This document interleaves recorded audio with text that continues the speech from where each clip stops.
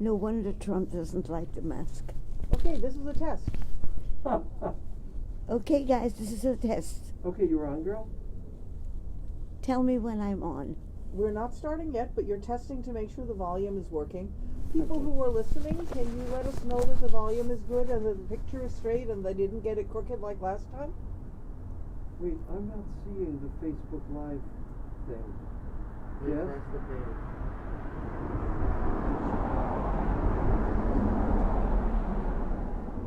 Do you see it? No, like before it close the app. We are doing a test. Would folks who are out there let Good, us know good. if we're coming through clearly? But there's no place to... Mom, Oh, I say guess you something just- brilliant. This is weird. Okay. This is not... Okay, good. Perfect. Can you see it? Yeah, Jess, are you on it? Are we sideways? It's weird. You have to, like, get on in a different way. There's not a normal thing. Yeah, this was a little different. I know. Hi, Greg. Should I get off and do it the normal way? You're not seeing anything? Yeah. It was set up a little differently. Let me so just get off. there's no button that says join Facebook Live. Should I get off? No, it's working. It's working. Are we on? Yeah, you have to like click the thing that says Facebook Live, but there's no button. And then you have to click the next button that says watch live video. Let me put you on with Jess, because he did it. Are we sure this is the best way to do it without losing everybody? I don't know. Why don't I stop and start over again the usual way? I'm just worried that, Hernan is watching. yeah, no, Yeah. just, You got it. okay, I think, yeah, it wasn't set up. Greg is for- watching. I didn't see that watch live video before. It might No, be, it I might be know. the new update for Facebook. That's probably what happened. Okay, 1 minute until you start. Okay, good, yes. Okay, honey, love you.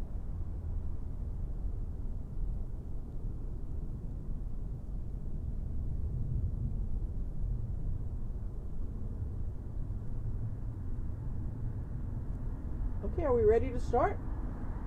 Ready to start? Are we still testing? Give it 1 minute and then we start. And then I'll say welcome, everybody. Wait, and I'll make an announcement to people what they have to click. Good.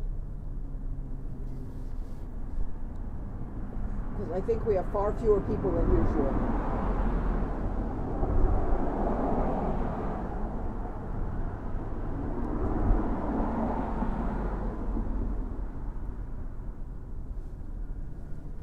Is it time? It's time. Everybody, welcome. And I don't know how it is where you are, but the weather is incredible. There's a full moon. We are warm. I was out without the jacket first. And welcome, everybody. Let's begin. When I decided after Thanksgiving, when I did the drawing of everybody in the boys' basement, that since I always begin with somebody who has a lot of hurdles to overcome, and then I show the cure, which may not be a cure, but it is a way of survival, which is usually so bright and wonderful, that I thought we should show that from now on, because every one of us is in a brand new world of handicaps. We can't do this and we can't do that, and we can't go here and we can't go there, and we're forbidden this and we're forbidden that. And we are figuring out our own ways of survival. And I'm going to be making drawings of whoever I can be next to, because for me the hardest thing is that I'm removed from other people. And I don't want to draw you from imagination, because something is missing. Something is missing so when we cannot have human beings with us. And perhaps by realizing this, we will all become kinder and stop dividing people from us. Okay? So, today I was with my daughter Jolie. Jolie works at home. She works in the city on going to her job, but only for a short period of time. She'll work there for a day and then go in isolation. This is how Jolie works. I sat next to her, and I have never seen her more comfortable than when she did this. Jolie, tell a little bit of how you do it. Explain the microphone and the... Jolie, tell them it's on Facebook. It's on Facebook because I'm trying to get the picture so it's clear. But I sit at my desk facing out of the window, and I have a bird feeder outside and a bird bath outside that's heated so it doesn't freeze in the winter. And I watch the sparrows come and drink and bathe. And I have a whopping big microphone. So I sit at my desk looking out the window with Willie, my little dog, at my feet. And I've got a cold tile floor. So I have a pair of knitted booties that Aunt Liesel made decades ago that have been sitting in a drawer. And I'm comfortable in my sweats. I'm wearing a fleece jacket. When I have to be respectable, I put on a shirt that has a collar, because all that matters is from my collarbone on up, and the rest of me is dressed in my fleece. And I do my work. So that is me, and Mom drew me today while I was sitting at my desk in my booties with Willie, my dog, curled up on my feet.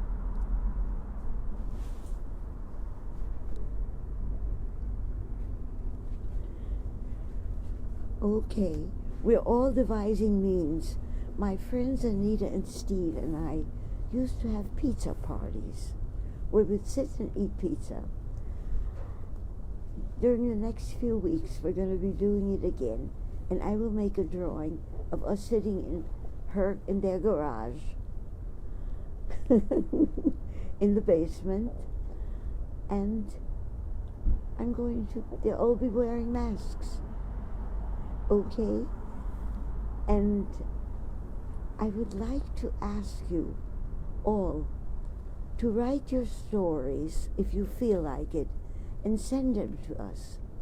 And I would like to do a series of everything that we are doing. And if you could take photographs of you doing something, then I'll make a sketch of them. Okay? Let's do that. Can I say something? Be loud. So we would love it if you could write right now in the chat anything that you or your family or loved ones have done to kind of creatively get around these challenges of isolation. If you write them now, we'll read them during this session. And if you write them after this session, write them on Facebook, and Hedy will read them next week. So we'd love to hear the things that each one of you has done to keep connection going during this time. Thank you. Suddenly, I who have always been cheerful and literally always looked at the bright side of things, suddenly, a couple of weeks ago, a loneliness crept in that was so different from being lonely. It was something I'd never felt before. I guess it was depression, but I didn't recognize it, and I didn't know what to do. I just felt as if the world dumped me. And yet, my family calls me every night. Friends call me, but I don't have their bodies around me. And I feel so The microphone is falling off. Hold for 1 minute, love. I disconnected it, right? Yes, you did. Okay. Thank you. I disconnected myself. And it's a terrible feeling to be in a world that doesn't want you anymore. And I think how in prisons and in institutions, isolation is meant as a way of punishment. But it doesn't punish, it destroys. And since I'm a volunteer of many years, when I worked at Sing Sing in Greenhaven and now at the Fortune Society, I know how isolation is not only done for people who've committed crimes, it's done for people who've been isolated all their lives in one way or the other.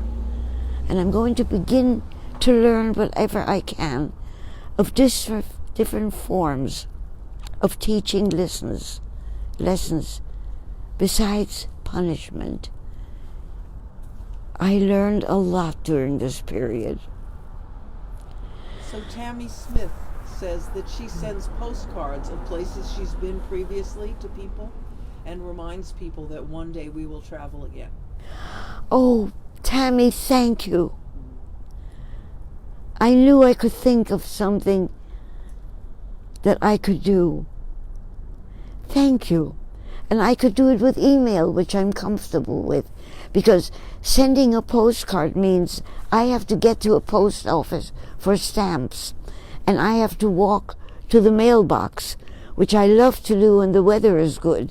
But when the weather is bad, I can't, because I can no longer drive. Guys, all of you who drive, let me tell you, you'll never know how big a gift driving is. I haven't driven since I had my stroke just about 2 years ago, and I miss it every single moment. Okay, let me talk to you about the kitchen table. I remember reading once somebody who said that when people stopped using the kitchen table, when children did their homework on a computer, but not at the table, when people didn't write letters, when people didn't eat together, something powerful was lost. And I have a very good friend and also relative who teaches young children. And one day I said to her, "How is teaching nowadays?" And she said, it lost its magic. Children have lost magic because their parents no longer read to them. They're given a machine,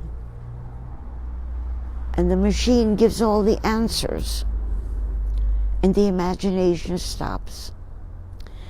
And when I mentioned that, my kids suddenly began to chant.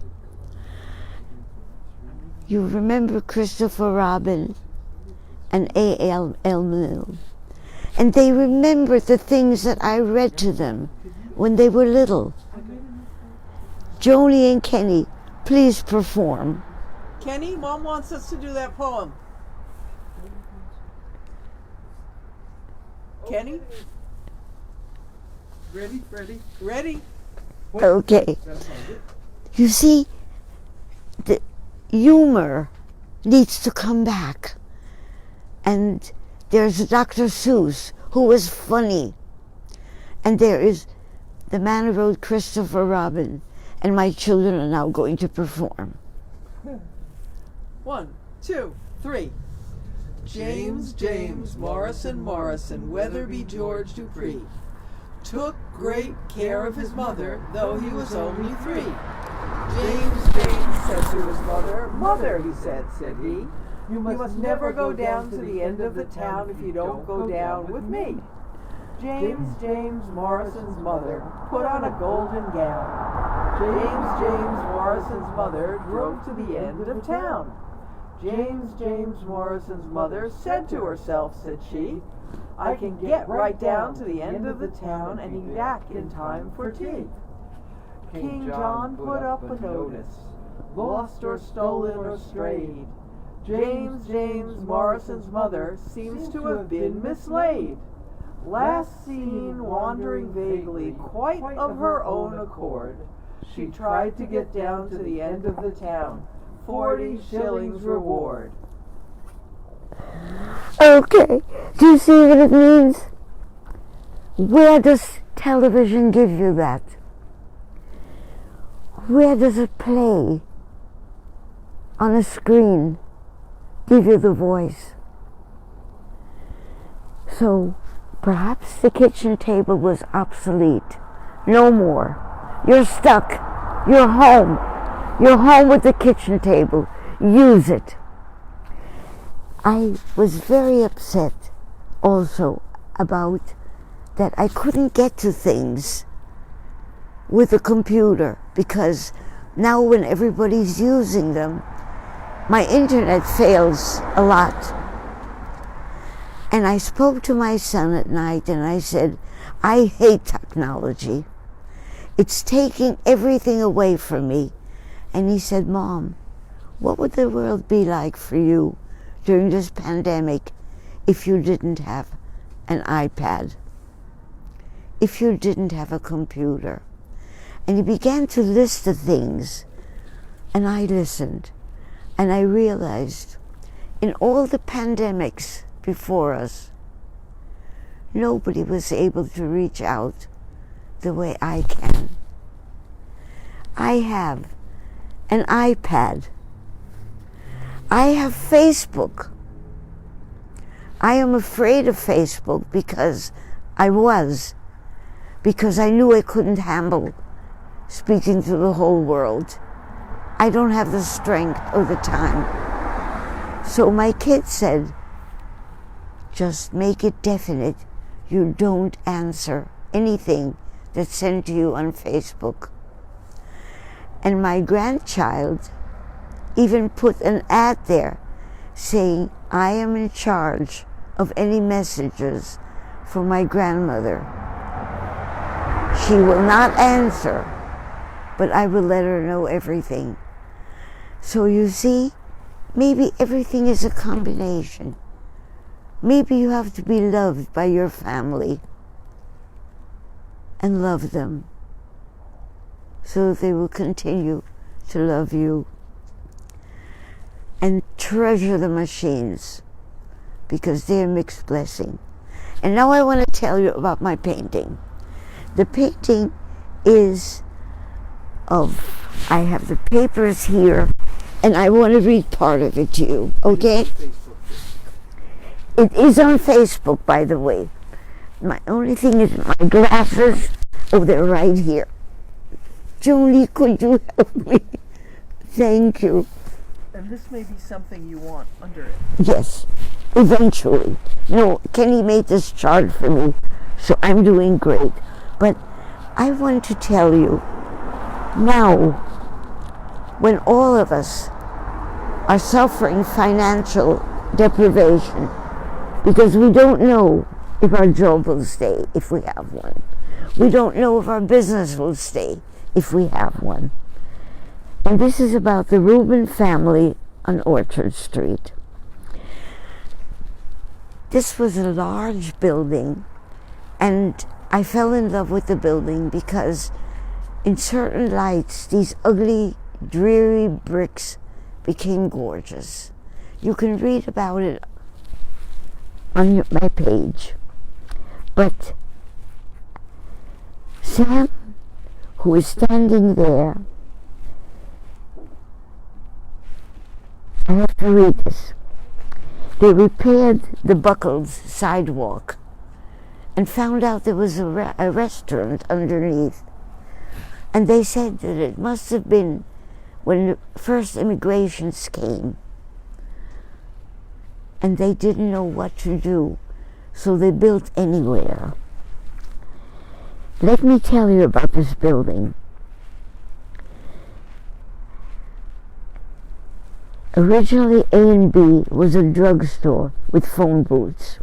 Around the turn of the century, the landlord had the booths removed, and the tiny space now houses a wig store.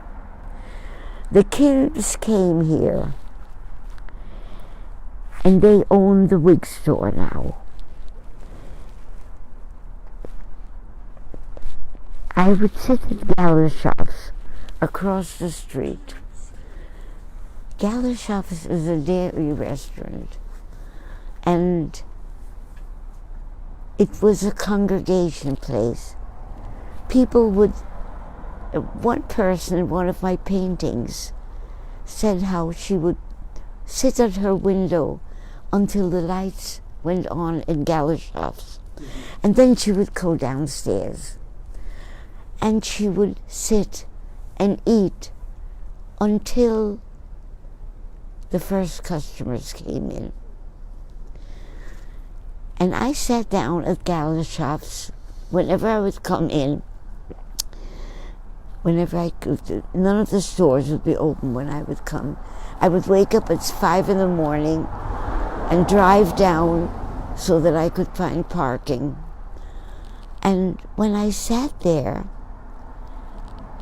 I could watch Sam opening the place and people coming in. And I would watch Lucy, the waitress, who would bring baskets of food. And then she would bring bread. And sometimes people would find that the only meal of the day, and she would make sure that they took the bread home so that they would have something to eat. There was a world there. Now, this doesn't exist anymore. Maybe we need to create that kind of a world again. One day I got up the courage. Chris DeLandis had just bought the restaurant, and I asked him if I could sit there and paint. And he said, I'll let you have that space for the rest of your life. And I didn't need it that long, but what a luxury to paint there. The smell of the fresh coffee, the fresh bagels in front of me, and the people. And I realized, as I spoke about this painting, it's the people I miss. I miss human beings. Don't you? And why do we go ahead and we shut so much of the world away because they were a different color? They were a different kind of clothing. They spoke with a different accent. We need them badly because they formed the world. Is there anything I should listen to that anybody said? I can tell you who's there. I'd love to hear, because I miss you. I wish I could sit down at Galashov's and you could sit next to me. And I could... Posa is watching, Greg Romer, Rona Rosenberg-Freiser, Tammy Smith, Deirdre Romer, Meredith Romer. I think people might have had trouble getting on because things changed a little bit. Okay, then let me first tell Dieter and Mike that I am gathering clothing for everybody.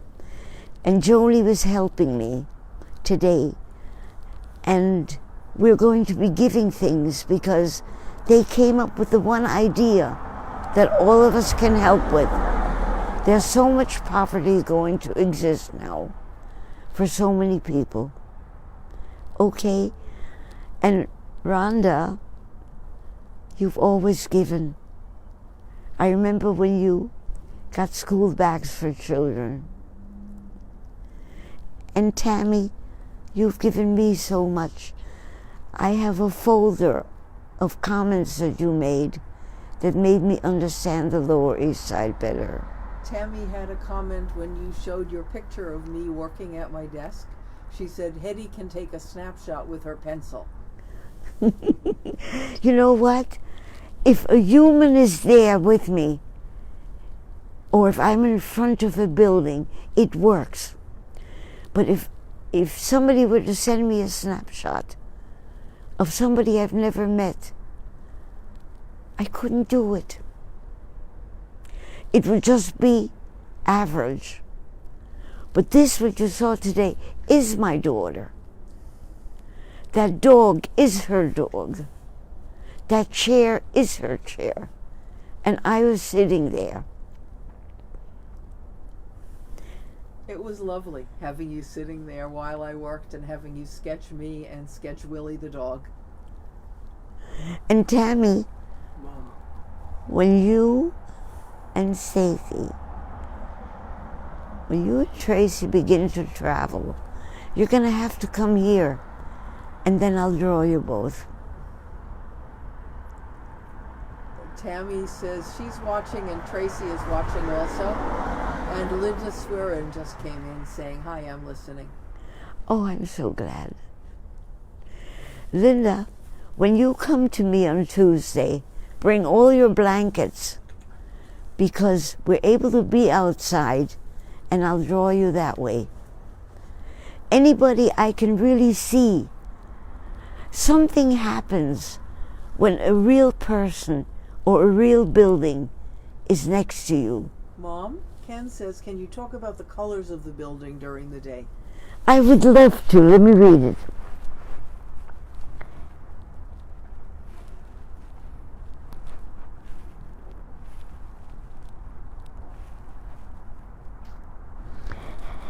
Before that building, the landlord had the booths removed and the tiny space now houses a big store.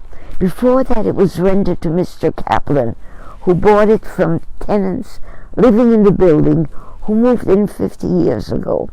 In the early morning, when the stores are closed and there is no sunlight strong enough to cut through the shadows of the street, the building is simply dark and massive, and the bricks are a dull and faded red.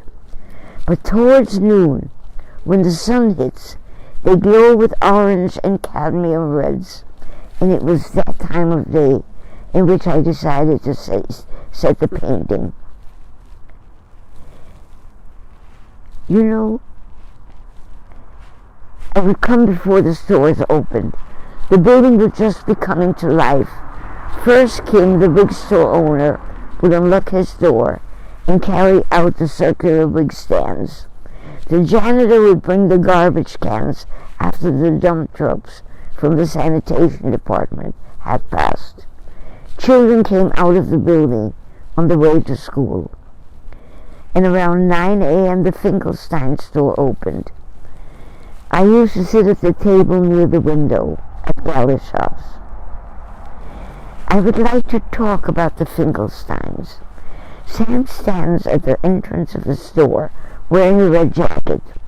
In May 1940, and this I want to tell you, we have only 5 minutes, okay, but I want to tell you because so many of you have to begin again. In May 1943, his father came to borrow $100 from him. There was a store for rent on Orchard Street. It'll cost $20 to open the store, electricity, $40 for 2 months' rent. Now this, a building, and $40 for security. At that time, Sam was working for General Motors. His job was to pull hot metal bearings from the furnace. Before that, from 1933 to 1935, he worked 80 hours a week for an $8 a week salary, welding a pick and shovel. Besides, he was just about to go into the army, and his wife Dottie was doing secretarial work and earning $20 a week. At that time, $100 was a very large sum. But he did lend the money to his father, and when Sam left the service after the war, he also joined the business. In 1957, his father retired and sold his half to Sam. Today he is part owner of the whole building. Paul Finkelstein came to work in the store a year after Sam did, and he stayed on for 27 and a half years. He's married and has 2 daughters.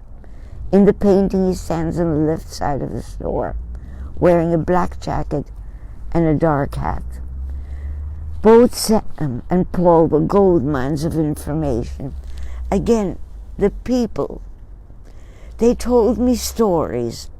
I know so much, and I know that all of you who have lost a way to make your living are going to figure out how to continue, and you will build a better country than we had before.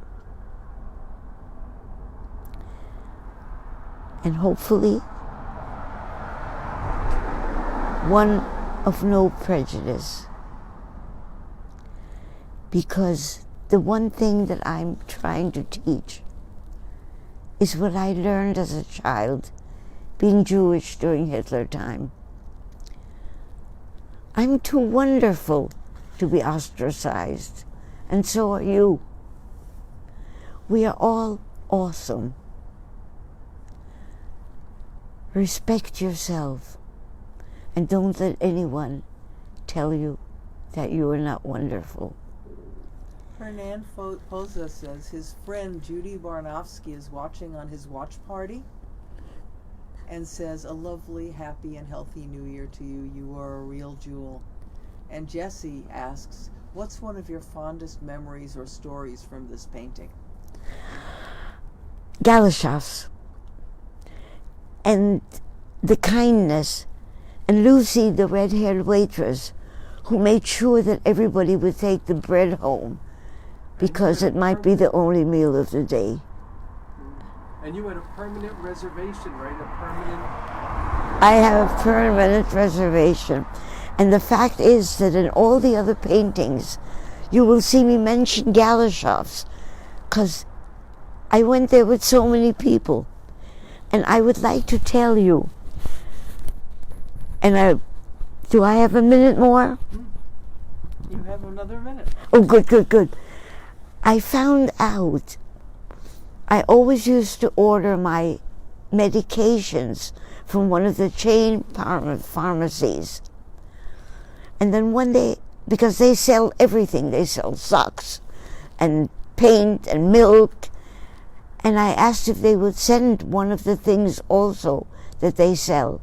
And they said, I'm sorry, we only deliver medications. And now I found out a small pharmacy. And when I order medications, they say good morning, and they know my name, and I can ask them to send anything that they sell. They also sell milk and socks and everything.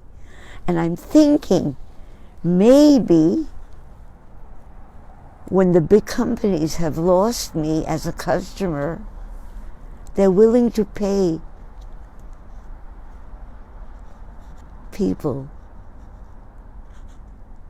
salaries instead of using machines, and have those people speak to me when I say, do you have this? Would you send that? Would you send that?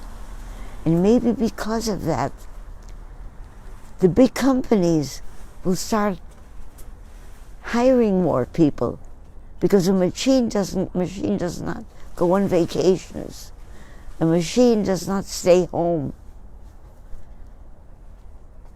Maybe we'll become user-friendly again. My friend Anita once said she does not buy anything from chain stores. She only supports the little people. Maybe the little people will survive because people like me will only buy from them because they will deliver socks at the same time and milk as I do the medication. I love you all. Thank you. I want to read 2 comments from last Yes. week. John Salvato said, I love the subway painting. I still ride it occasionally with my mask on. And Brendan Fay said, thank you, Hedy. You always speak of your art and life from your heart. Everyone has a story. You are beautiful. Thank you. Maybe through these stories, we will begin to realize that we need each other. Because everybody would wish to know you guys who call in. I love you all. I have to say goodbye.